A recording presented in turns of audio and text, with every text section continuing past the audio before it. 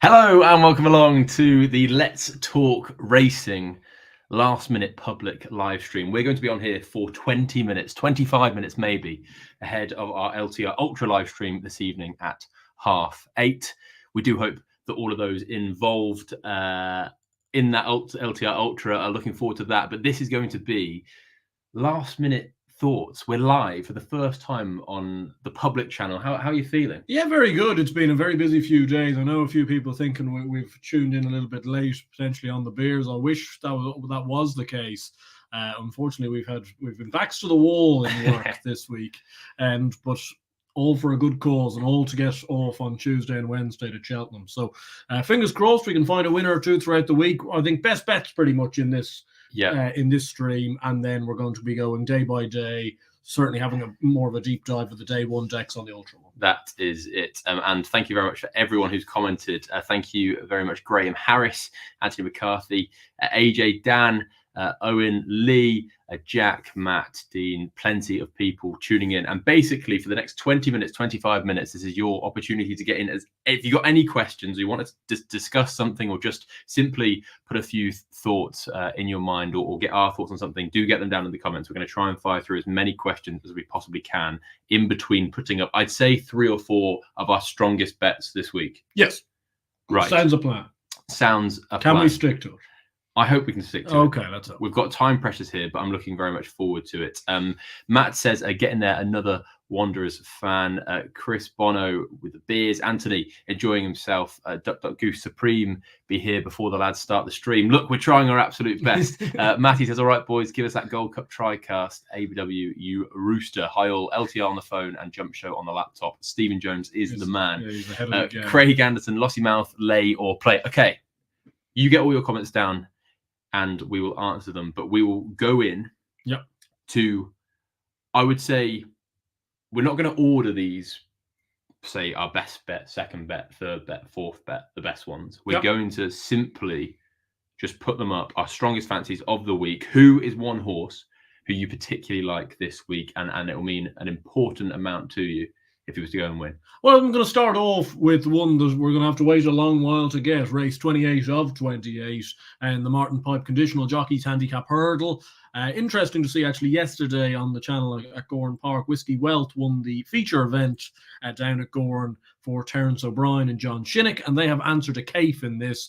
I say it's interesting because Gary O'Brien interviewed Terence O'Brien, got an update on the horse.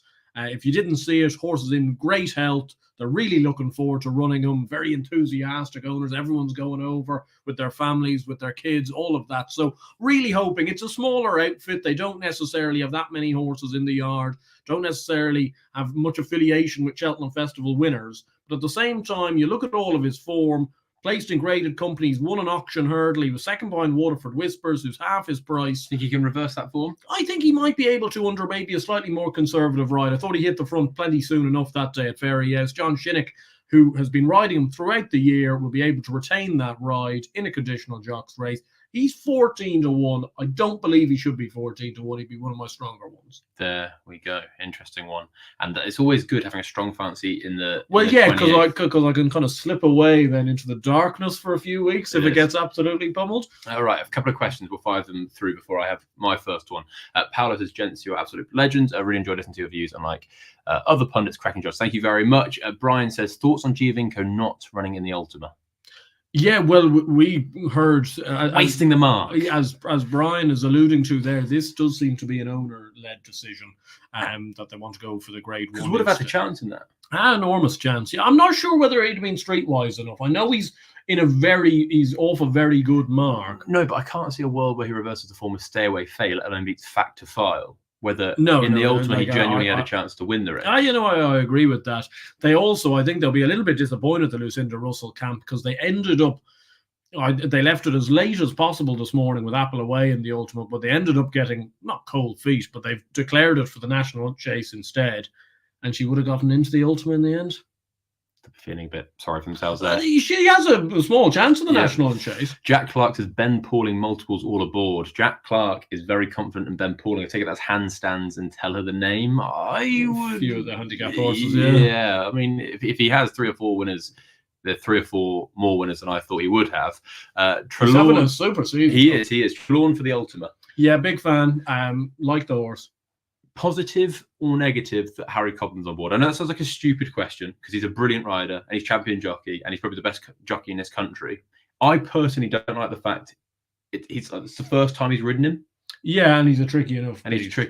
Yeah, no, I can understand that. Look, people will have their reasons against him. He's shortening plenty enough at this stage. But as in, you're not going to have time to learn how a horse is at the Cheltenham Festival. You don't get time. No, I understand that, and things might get away from him. I know people love throwing that Weatherby run at him, and I understand why in suppose that you don't want to see any horse hanging off the track. I just felt that day Weatherby's a big open space. He was out in front by himself. He just wasn't concentrating on the job. If you look back at his run at Cheltenham in December time behind Ginny's Destiny and Grey Dawning, you wouldn't have thought there's a single quirk to this horse. I'm hoping, and really my way in on him being feasibly handicapped and him potentially wanting to run very well in the Ultimate is off the back of that run, and then he's ran quite well. Like, the thing I'd say is that day at Weatherby, like, how much of an engine does this horse have that he managed to finish so close despite doing all that wrong? The engine's there, whether the mind's there, I'm not sure. Scotty Rudderham says Josh Stacey could ride MC Gardens and he would still win the National Hunt Chase. Well, I'm hoping would you be claiming 7? I'm not sure I'll be making that weight, to be perfectly honest with you. This is an interesting question before I go on to my first strong fancy. Thoughts on Slade Steele in the Supreme now he's been dropped down in trip? Look, I am gutted. I thought he has the best chance of winning the Ballymore. I still think that. I think what simply happened is they've looked at it and gone, Ballyburn's beaten us twice already, once at Punches Down in a bumper and once at the Dublin Racing Festival. They are thinking they can't reverse that form, therefore we'll go where he doesn't. And look, he ran a really good race in the 2-mile Grade 1. I don't think he's going to be good enough to win the Supreme. I think he will run well. If he finished 2nd or 3rd, it wouldn't surprise me whatsoever. I don't think he's going to be good enough to win the race. That's my personal opinion. And I think that the Ballymore gave him the best chance. But then again, he was up against Ballyburn. Yeah, I agree. Look, it seems to be a way to get away from him, but I'm not sure whether it's the best thing for the horse. No, I don't agree. Oh, I do agree. Sorry. My first strong fancy. I've got a few. I think I'm definitely warming to NHL's Dio in the Grand Daniel. Okay.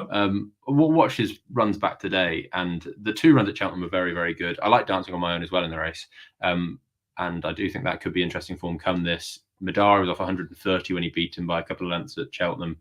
What obviously went on to win at the Dublin Racing Festival. Now he's 13 pounds higher than he was that day. Yeah, no, look, there looks to be an awful lot going for him. Yeah, Harper's Brook's been really well touted for the Grand Daniel, and I think that Chelsea Steer could have beaten him if he sat on his feet at Sandown. So I don't know. I think it's interesting. I think he comes off 137. To me, I think he's around the 12-1, 14-1 mark. I think he's interesting off that.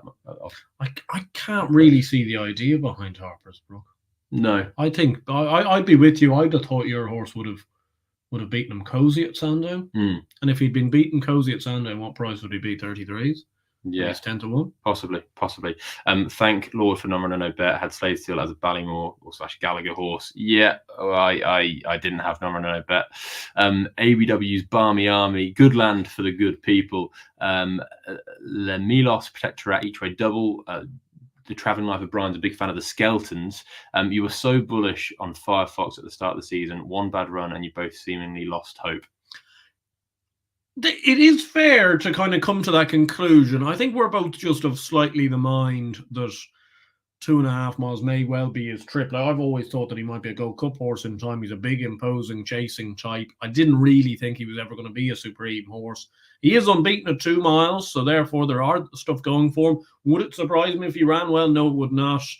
But he's plenty short now for what he's actually gone and done. You're having to take that Ballyburn form really at face value, and I don't think you can. I don't think you can. I think some people are throwing it in the mud completely. I don't agree with that, but I think there's a middle ground, and I just worry he didn't run very well at Naas the last day, and it's going to be a big ask for him to turn that around and win a Supreme Down and Trip. I agree. I don't think he's a 2-miler, in my personal opinion. I know he jumps like one, but I think he's a 2.5 mile. He just wasn't right. Josh Vinny says, surely Cester Chance has to go close in the bumper, losing by a head to William Money after he hosed up at second time out. Surely underrated form, could be underrated form, especially as Cester Chance, the market would suggest that day, think it was 8-13 to beat him. So he's favourite to beat him. He could have come on for it just as much as William Money.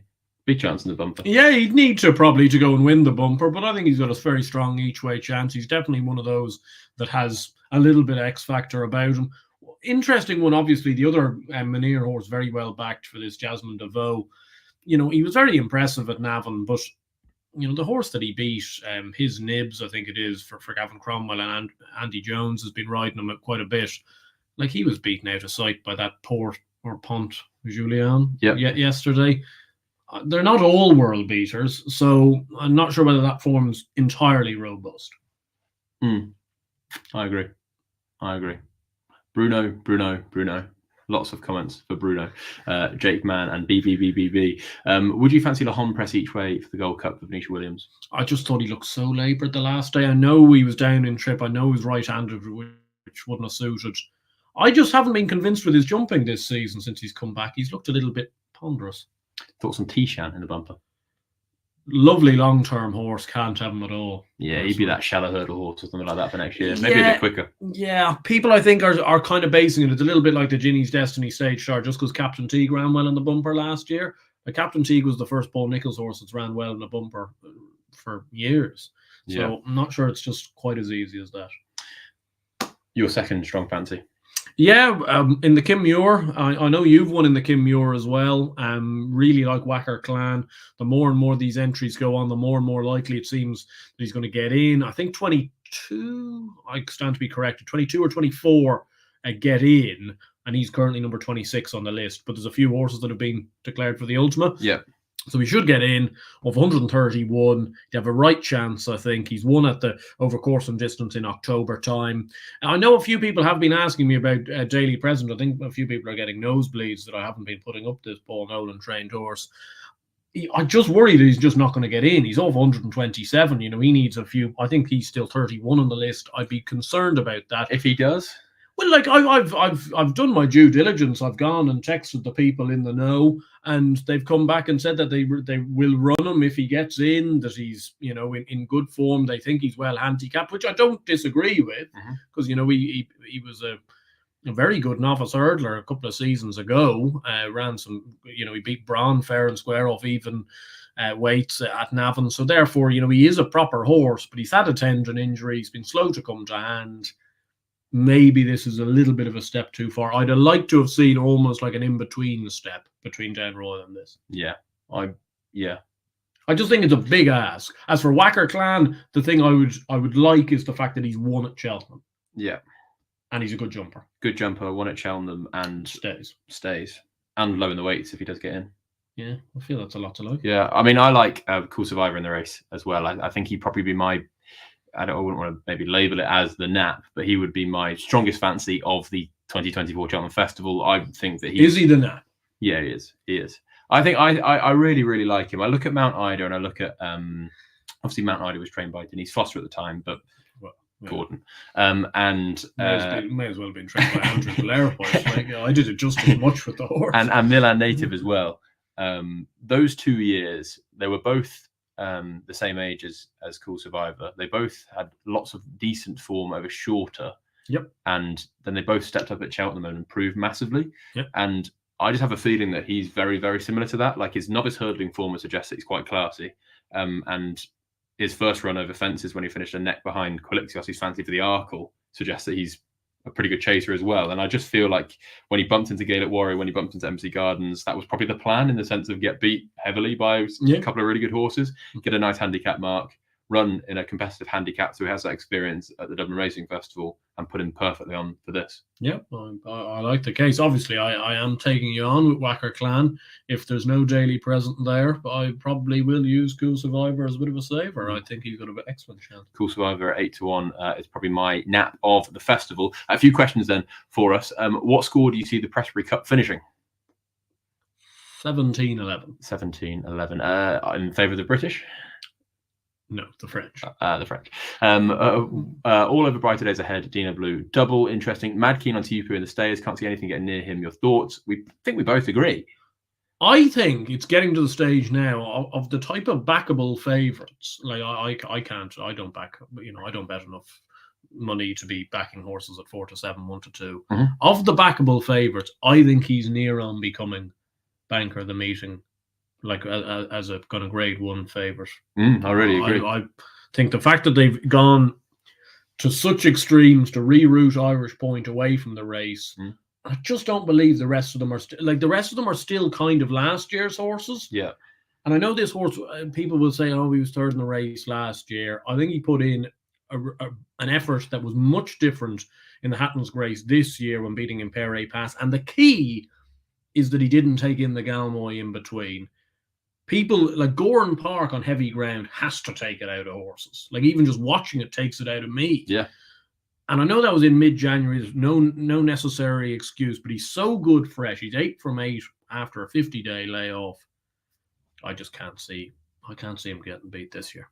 I love TUB for that race. I think we both do. Kerry says, is there too much being made of Henderson's form? Now, I think this is interesting. I was talking about this today, and I actually think that too much is being made. Obviously, you would want form to be strong going into the Cheltenham Festival in an ideal world. You'd want Henderson to be flying in winners left, right, and centre if you were, say, on Sergino or you're on Jericho de Repene, or Shishkin or John Bon, whoever. The one thing I would say is, I don't think Nicky Henderson has. I think he has like 5 to 10 really good horses, and the rest are okay. Like it's one of those times where we knew. I think when you go to like Lamy Serge and Mr. Fisher, there was that kind of pool of a second batch of Henderson horses that were good. Top Notch was captain of the second team. Yeah, but they weren't top. But the Henderson doesn't really have that at the moment. He's kind of got 10 really good horses, and that's kind of it. The rest of them, I think Henderson will have his very best, absolutely perfect for the Cheltenham Festival. I'd have no doubt about that. Well, I think just when you look at Henderson's form in the last month, the only horse that I think is kind of worth of any great note is that Django By. And like he was beaten ahead at Kelso. Like he's ran a good race. The rest of them, I don't think Hendo's losing sleep over. No. It'll be interesting to see, though, how his horses do run on the first day. Yeah. You wouldn't be necessarily, like, if they do run like drains the first day, then more has to probably be brought into question. I agree. How many Mullins winners for the week? 7 or 8, probably a fair idea. Yeah, probably. It's never quite as much as people think it's going to be. Yeah. Because it is so difficult. But at the same time, he will win an awful lot, won't he? A big shout out to Anthony McCarthy as well, watching us. I hope you're doing well, mate. Really looking forward to Tuesday, but it's not easy. Now, before we get on to your next fancy, I do want to talk about the Supreme and the Arkle, because I put a tweet out today and I said, I'm really scratching my head. And I think quite a few people were as well. I've come round to the idea, I think I'm going to back both of JP's in the Supreme. Okay, yeah. I think Mystical Power has that possible superstar potential. Yeah. But I don't know if I really, really trust him. Yep. Whether I think Jericho de Repene is being overlooked because of his handicap rating. I think actually what he's done on the track has been pretty good. I just look at them and I look at Mystical Power, who's won the Moscow Flyer really easily, and that's exactly what you kind of look at. Tried and tested route. I don't like Tully Hill. I don't think he's going to jump well enough going 2 mile pace in a race like that. I think he'll go forward. I just don't think he's going to be quick or well enough. Like, I think you're forgetting Mullins started him in a maiden hurdle of a 2 mile 6. I think he thought this horse was a Bartlett horse at the start of the season. Suddenly turns up in a Supreme. I'm not 100% sure on him. Firefox, I personally believe, is a really, really top class 2.5 miler. I think he's a good 2 miler, but I think this is an afterthought. I think at the start of the season, they'd thought Ballymore through and through. Slade Steele's running in this race because he's avoiding Ballyburn. I think his best trip is 2.5 miles. Whether you're actually looking at Jericho de Repene as, I think he is genuinely a 2 miler. Yep. And I think, although he hasn't been particularly flashy, he's not won by 10 lengths. He's won every one of his starts. And the form was boosted by a lump sum winning the Dovecote. Yeah, no, it looks like he's the best English horse. He's the best English horse by quite a while as well. I know quite a few people are trying to make kind of each way cases for Teller the Name, Favour and Fortune, and those sort of horses. You know, surely they don't light a candle to Jericho de Repene. So I can understand that case. I think Mystical Power is still potentially the one. I'm with you. Just can't have it with Tully Hill. People are kind of saying, oh, well, Mullen seems awfully bullish. I get that, but at the same time, he's awfully bullish about Asterion Verlange. He was awfully bullish about Get a Bird. He was awfully bullish about Dysart Dynamo. You know, these horses, you know, some of them do win, and some of them, it's great when they do win, but, you know, some of them do get beat. What do you think of Mystical Power with the first-time Hood? That wouldn't fill me with confidence. No, not particularly. But that being said, he's done it on a few horses for this. So he's obviously he's done it before with like earplugs, where he seems to suddenly everyone is wearing them. He's got an awful lot of them in hoods on the Tuesday, which is intriguing. He's clearly a keen, or he's clearly not easy, but I think he's got all the ability in the world. I agree. And if you're looking at his breeding, he's out of a Derby winner. Sorry, he's out of a champion hurdle winner by a Derby winner. Like, if he can jump, he's got so much raw ability. He just needs to put it together. That's what I'd be coming down on there, definitely. Yeah. But I agree with Blair Sim 31. The headgear for Mystical Power does worry me. You're right. I need another strong fancy from you.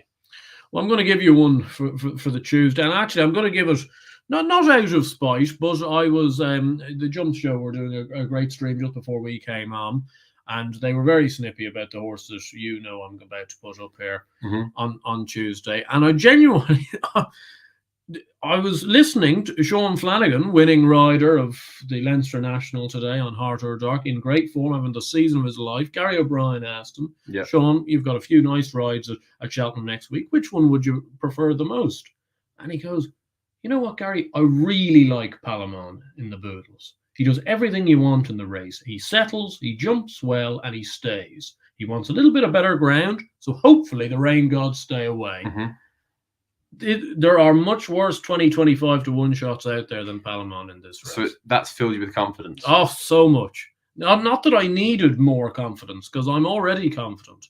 And there was a comment a few bits away of what my song was going to be. Yeah. I do have a song for Palamon, which will be sung on the Monday evening in my midnight tipper prior to day 1 selection. So there's no way we could get a sneak preview now? So this isn't, because I'm not, people will think based off my songs that I'm a United fan, which I clearly am not. No. But even then, my bunch of bouncing Neil King babes slightly gave people interesting thoughts on where my allegiances were. For those United fans from years ago, it's to the tune of the Anderson song. Okay, Palamon, mon. Exactly. It's actually good. I'm so like I came up with it a few days ago, thinking I am a wordsmith. Very much looking forward to that one, and you'll be able to watch that on Andrew's Twitter on his midnight tippers across the Cheltenham Festival. 5,000 people unfollowing me. It will be absolutely brilliant. Come on the Liverpool, said Anthony McCarthy. We do not. We're very impartial about football on the Let's Go Racing channel. We won't talk about that. All right, so you're going to put a Palamon. I'm going to put up another one. Yep. What race? Yes. Handicap? Yeah. Coral Cup? No. Pretend? No. Running out? Plate? Nope. County? No. Ultima? Yeah, it's in the Ultima. Okay. Now, I'm going to back 2 horses in the Ultima. I heard from a work colleague that you've narrowed it down to a short list of 4. I narrowed it down to a short list of 4. Which, there was a few on the 4 that I was very, very shocked. I think I'm going to say the horses who you were shocked about. Okay. Now, I narrowed it down to 4. I narrowed it down to Stumptown. He's got the form, in my opinion, but the Irish simply don't win it. So you're not putting him up? Not putting him up. Thank goodness. I actually really don't like Stumptown for the race. Okay. I just don't think he actually suits big fields. But anyway. Taking him on. I'm Trelawn in there. Don't like him because Harry Cobden's riding him for the first time. Obviously, Harry Cobden's, in my opinion, the best jockey in the country. And yes, he can win on him. Of course he can. But he's a tricky customer. And I don't like the fact that he's riding him first time up in a race this competitive. He's not going to have any time to learn how he's like. So we're going to take him on. Yeah. The two I'm going to back are Mongbeg Genius. Okay. Because I think he's running the race last year. If he can repeat anywhere near that, I think he'll win this. Has he finished at Kelso in time? I have a sneaky suspicion that they were saying that was a run for a prep for the Grand National, and they always had this race in mind. That's potentially, yeah. They know he goes well here. He bumped into two horses that are going to run in the Gold Cup this year in Fast or Slow Correct Rambler. Yes, he's up in the weights, but I think he's got a massive chance. But my play in the race at 20-1, and this is really not me. It's Eldorado Allen. Oh, no. At 20-1. No. I think he's really interesting. Oh, Lord. Finished fourth in the Coral Trophy at Newbury this year. I'm going to make a case. Finished fourth in the Coral Trophy, and you can give me all the abuse you want. I don't want to give you abuse. I need a man with a white coat to take you away. He finished fourth in the Coral Gold Cup, a race that's traditionally proved to be very good for this race. And his last three runs at the festival were in the Gold Cup last year, in the Ryanair where he placed the year before, and then he finished second in an Arkle. Now, he's running off 153. Freddie Ginger will claim 5. He was once a 166 horse ratings. He might not have been that, whatever. But he's once 166. So he's effectively running for 148. You know that he's just been running against seriously good horses. And Freddie Ginger's learned how to ride in this year. I actually think he's interesting, and it suits. I think this race often suits like at the class, not the classy horses, but the horses higher in the weights. Maybe an exposed horse as well that's been there and done it. I think at 20-1, with how well handicapped he could be on his best form, I think he's interesting. Like this time last year, he was being geared around running in a Gold Cup. The one horse I couldn't have is We've All Been Caught. Cam Plummer says We've All Been Caught has had excuses. I think he runs well. I didn't know there was any excuses the last day. I think he's an ordinary beast. Yeah, but I'm going to back Eldorado Allen at 20-1 each way, I think, because he's running effectively off 148. And obviously, I know he's not. He's got Freddie Ginger on. He's running off 153. Daniel's comment has made me laugh, and it's very truthful as well. More chance of Barnestown Lad winning a Supreme than Eldorado Allen winning this. Daniel knows. See, Daniel doesn't have a white coat at home. That's why. I'm going to back 2. I'm going to back Eldorado Allen at 20s, and I'm going to back Monbeg Genius. Fair enough. What do you think of that? I prefer Monbeg Genius. Okay. And look, if he wins, he wins. Fair dues to you. You're looking at me like when I say Palamon as if I've got 10 heads. So therefore, the two of us will go down together. Yeah, we will see. Jericho de Repine in the Supreme Boy says, Ash. Paul says, so you know more than most. Both don't tolerate fools. Gary says, Eldorado Allen will have to defy the biggest ultimate stat, best RPR over 3 miles plus. Crazy horse. If you want my nap for the festival, it's Gower Road in the Betemps. I picked him Crambo and Boulder Never in the Big Haydock handicap. Crambo finished just in front as well and fancied for the stayers. Very true. I honestly rather Palamon than Eldorado Allen. That's awful, says Dean. There's quite a few. ABW Villa have played Rovers. Who would you side with? Rovers. Local man. Right. We've got 2 minutes left before we go over to LTR Ultra. You can continue this stream. This stream will be going on for the next hour, I'd say, hour and 15. If you want to do that, you can subscribe. I might get a beer or two in for the member stream as well. There we go. You can subscribe to LTR Ultra if you do want to do that. It's simply by clicking the channel on a laptop or something like that, and you'll see join, and you can join if you want to. I'm really looking forward to doing that. Right. Okay.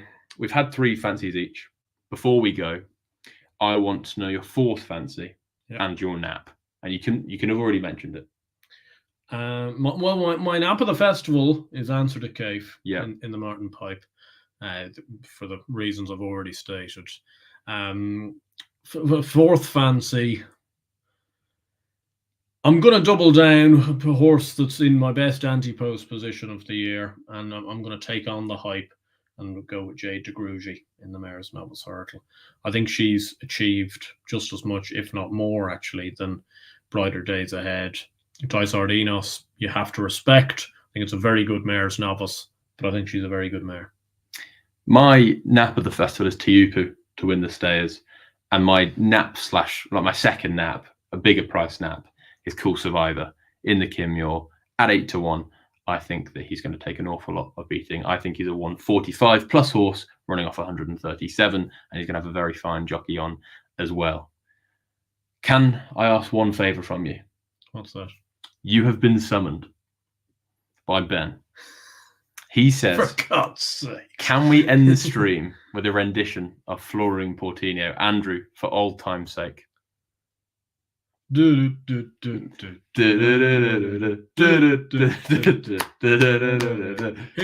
to Leopardstown, he hung his chance away. He went to Cheltenham, today was his day. He's racing magic and doesn't crumble, no. His name is Flooring Portinho. There we go. I know that was a struggle after half a bit, but we hope you can see why I'm not a singer. We hope you have enjoyed this. Thank you so much for all the support on all the videos leading up towards this festival. Really appreciate it. And we're very much looking forward to anyone who's going. Enjoy yourselves. Hopefully you back as many winners as you possibly can. We'll be in the Feathered Fish tomorrow night. Sorry, not tomorrow night. On Tuesday night and Wednesday night, more than likely. Dip in for a drink after on Wednesday. Yep. After racing, we'll be there straight away for a couple of hours. So if you did want to come and chat racing, then please do. We'll be in there. Look forward to all of the great stories of winners, and we'll see you soon. We'll see you over on the LTR Ultra live stream in a very short moment. Bye-bye.